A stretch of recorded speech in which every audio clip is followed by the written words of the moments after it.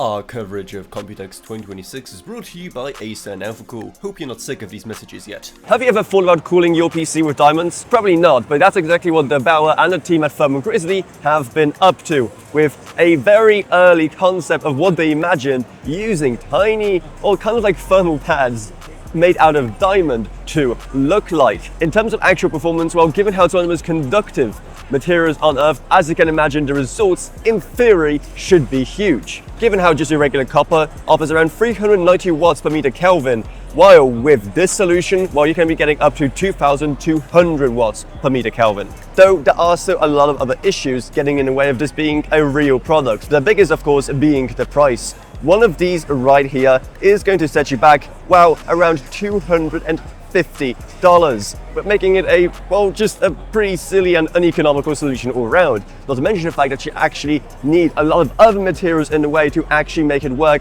once you've assembled everything within the socket, as you can see right here, which greatly diminishes the overall performance of this kind of solution. And as they said, the results are, well, almost underwhelming for how expensive a solution it is and how, in theory, diamonds should be just like the best material in the world for this kind of thing.